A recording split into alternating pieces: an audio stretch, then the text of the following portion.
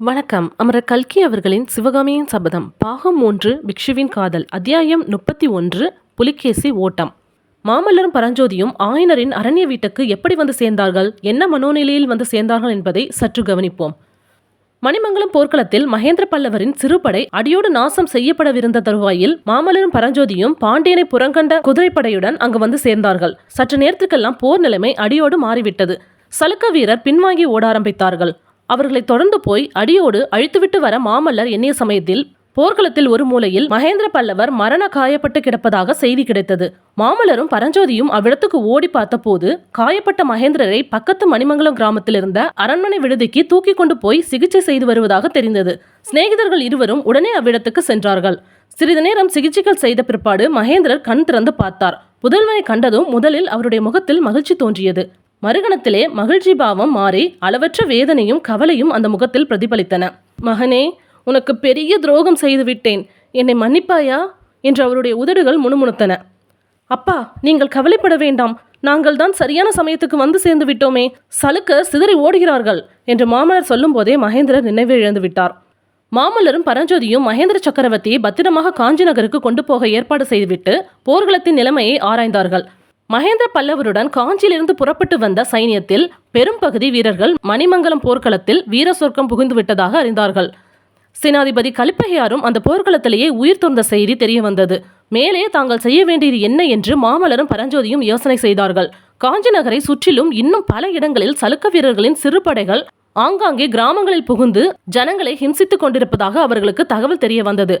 எனவே அப்படிப்பட்ட கிராதக ராட்சதுகளை முதலில் ஒழித்து கிராமவாசிகளை காப்பாற்றுவதுதான் தங்களுடைய முதற் கடமை என்றும், காலாட்படையும் வந்து சேர்ந்த பிறகு புலிகேசியின் பெரும்படையை தொடர்ந்து போகலாம் என்றும் தீர்மானித்தார்கள். அவ்விதமே 3 நாட்கள் சுற்றி சுற்றி வந்து காஞ்சிக்கு கிழக்கிலும் தெற்கிலும் மேற்கிலும் சலுக்கர் படையே இல்லாமல் துவம்சம் செய்தார்கள். இதற்குள்ளாக காலாட்படையும் வந்து சேரவே மீண்டும் வடக்கு நோக்கி புறப்பட்டார்கள். காஞ்சிக்கு வடக்கே 3 காத தூரத்தில் சூரமாரம் என்னும் கிராமத்துக்கு அருகில் ஒரு பெரும் போர் நடந்தது. அங்கே சலுக்கர் படைக்கு தலைமை வகித்தவன் தளபதி சசாங்கன். இந்த சண்டையில் சசாங்கனும் சலுக்க வீரர்களில் பெரும் பகுதியினரும் மாண்டார்கள். மற்றவர்கள் பின்வாங்கி சிதறி ஓடினார்கள். பல்லவர் படை அவர்களை துரத்தி கொண்டு வெள்ளாறு வரையில் சென்றது. தளபதி சசாங்கனை பின்னால் நிறுத்திவிட்டு புலிகேசி சக்கரவர்த்தி முன்னதாகவே வெள்ளாற்றை கடந்து போய்விட்டதாக மாமல்லரும் பரஞ்சோதியும் அறிந்தார்கள். மாமல்லர் வெள்ளாற்றையும் கடந்து அப்பால் புலிகேசி துரத்தி கொண்டு போக விரும்பினார். கலிப்பகையின் மரணத்தினால் இப்போது பல்லவ சேனாதிபதியாகிவிட்ட பரஞ்சோதியார் அதற்கு ஒத்துக்கொள்ளவில்லை. பிரபு, சக்கரவர்த்தியை எந்த நிலைமையில் நாம் விட்டுவிட்டு வந்தோம் என்பது தங்களுக்கு நினைவில்லையா? அவரை அப்படி விட்டுவிட்டு நாம் நெடுகிலும் போய்கொண்டே இருப்பது நியாயமா? கலிப்பகையும் போர்க்களத்தில் காலமாகிவிட்டார். நாம் இல்லாத சமயத்தில் சக்கரவர்த்திக்கு ஏதேனும் நேர்ந்துவிட்டால் பல்லவராஜ்யம் என்ன கதியாவது? சலுக்கர்களால் சூறையாடப்பட்டும் ஹிம்சிக்கப்பட்டும் தவித்துக் கொண்டிருக்கும் கிராமவாசிகளின் கதி என்ன? அவர்களுக்கு அன்னவஸ்திரம் அளித்து காப்பாற்றும் கடமையை யார் நிறைவேற்றுவார்கள்? மதுரை பாண்டியன் மீண்டும் பல்லவ ராஜ்யத்தில் பிரவேசிக்க மாட்டான் என்பது என்ன நிச்சயம்? பிரபு, இதையெல்லாம் யோசித்து பார்த்துவிட்டு சொல்லுங்கள் என்றார் பரஞ்சோதி. மகேந்திரருடைய தேக நிலைமையை பற்றி குறிப்பிட்ட உடனேயே மாமல்லருடைய மன உறுதி தளர்ந்து விட்டது. சற்று நேரம் தலை குனிந்தபடி சிந்தனையில் ஆழ்ந்திருந்தார். பின்னர், சேனாதிபதி, நீங்கள் சொல்லுவது உண்மைதான். அது மட்டுமல்ல, நாம் இப்போது நமது சைன்யத்துடன் முன்னேறினால் அவர்களுக்கு வேண்டிய உணவுப் பொருள் இல்லை. போகும் வழியில் ஏற்கனவே சலுக்க அரக்கர்கள் கிராமங்களை சூறையாடி கொண்டு போகிறார்கள். அவர்களுக்கு பின்னால் நாமும் போனால் கிராமவாசிகள் எங்கிருந்து உணவு அளிப்பார்கள்? நாமும் சேர்ந்து அவர்களை ஹிம்சிப்பதாகவே முடியும். எல்லாவற்றுக்கும் காஞ்சிக்கு திரும்பி சென்று தந்தையின் உடல்நிலை எப்படி இருக்கிறதென்று தெரிந்து கொள்வோம். தக்க ஏற்பாட்டுடன் பிறகு திரும்புவோம் என்றார். காஞ்சியை நோக்கி திரும்பி வரும்போது ஆங்காங்கே கிராமங்களில் சலுக்க வீரர்கள் செய்துள்ள அக்கிரமங்கள் அவர்களுடைய கவனத்தை கவர்ந்தன. ஊர் ஊராக வீடுகளிலும் குடிசைகளிலும் வைக்கோற் போர்களிலும் அறுவடைக்கு ஆயத்தமாயிருந்த வயல்களிலும் சலுக்கர்கள் தீ வைத்திருந்தார்கள். எங்கே பார்த்தாலும் ஒரே சாம்பல் மயமாயிருந்தது. பல்லவ நாடே ஒரு பெரும் பயங்கர சம்சான பூமியாக மாறிவிட்டதாக தோன்றியது. இன்னும் சில கிராமங்களில் வீடுகள் தீப்பற்றி எரிந்து கொண்டிருந்தன. ஆங்காங்கு ஜனங்களின் அழுகை குரல் எழுந்தது. மாமல்லரையும் பரஞ்சோதியும் கண்டதும் ஜனங்கள் உரத்த சத்தமிட்டு புலம்பு தொடங்கினார்கள். சலுக்க வீரர்கள் செய்த பயங்கர அட்டூழியங்களை பற்றி ஆங்காங்கே சொன்னார்கள். சிற்பிகள் கை கால் வெட்டப்பட்டது பற்றியும், இளம்பெண்கள் சிறைப்பிடித்து போகப்பட்டது பற்றியும், ஆடு மாடுகள் வதைக்கப்பட்டது பற்றியும் ஜனங்கள் சொன்னதை கேட்டபோது கோபத்தினாலும் ஆத்திரத்தினாலும் மாமல்லரின் மார்பு வெடித்துவிடும் போலிருந்தது. நாக்கு உலர்ந்து மேலெனத்தில் ஒட்டி கொண்டது. பரஞ்சோதியிடம் தமது கோபத்தையும் ஆத்திரத்தையும் வெளியிட்டு 4 வார்த்தை பேசுவதற்கு கூட மாமல்லரால் முடியாமல் போய்விட்டது.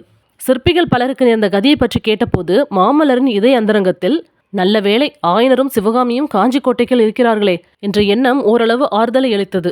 எனினும் சிற்பங்கள் அளிக்கப்பட்டதை பற்றி அறிந்தபோது மாமல்லபுரத்து அற்புத சிற்பங்களுக்கு என்ன கதி நேர்ந்ததோ என்ற ஐயம் உதித்து மிக்க வேதனை அளித்தது. அதை நேரில் பார்த்து தெரிந்து கொள்வதற்காக மாமல்லரும் பரஞ்சோதியும் அதிவிரைவாக மாமல்லபுரம் சென்றார்கள்.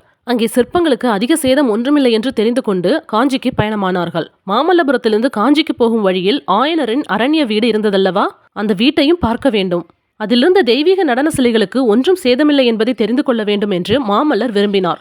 ஆயனரின் வீட்டு வழியாக போவது காஞ்சிக்கு குறுக்கு வழியாகவும் இருந்ததல்லவா. ஆயனர் வீட்டு வாசலுக்கு வந்ததும் கதவு திறந்திருப்பதை பார்த்தார்கள். உடனே இருவருக்கும் திக்கென்றது.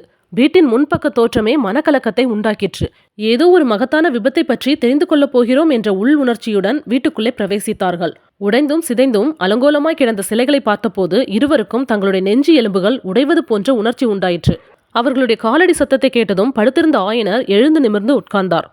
காஞ்சியில் பத்திரமாக இருப்பதாக அவர்கள் எண்ணிக்கொண்டிருந்த ஆயனரை இங்கே கண்டதினால் ஏற்பட்ட வியப்பு ஒருபுறம் இருக்க, பயங்கரத்தால் வெளிரிய அவருடைய முகமும் வெறிகொண்ட அவருடைய பார்வையும் அவர்களுக்கு விவரிக்க முடியாத பீதியை உண்டாக்கிற்று.